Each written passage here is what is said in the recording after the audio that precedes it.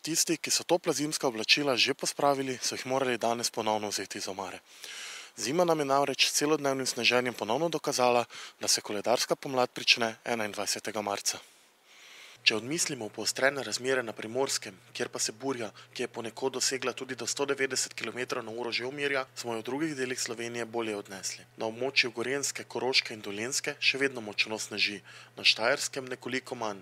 Policisti k sreči hujših nesreč danes ne beležijo, razen na Štajerskem, kjer je zjutraj življenje izgubil 23-letni voznik osebnega avtomobila, ki je zaradi neprilagojene hitrosti trčil v tovorno vozilo.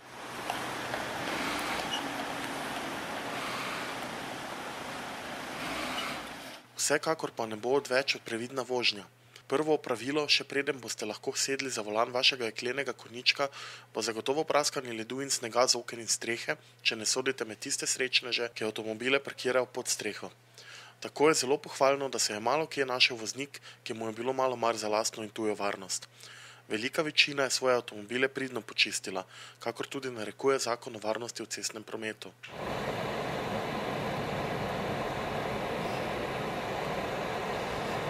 Prazna zasnežena parkirišča so kazala na to, da je marsikdo avto danes raje pustil doma. V takšnih razmerah pa se znatno poveča število koristnikov javnega prevoza. Glede na to, da lahko zimske gume z letnimi zamenjamo šele po 15. marcu, pa še to samo v primeru, da na cesti ne veljajo zimske razmere, smo zaman iskali pogumneže, ki bi že prejšnji teden, ko je vse kazalo na pričetek pomladi, zamenjali pnevmatike. Letošnja zima, ki je po zagotovilih meteorologov povsem povprečna, čeprav se je nam zdelo drugače, se tako poslavlja. Pušča nam še zadnji spomin na sneg, ki ga bodo še posebej veseli smučarji.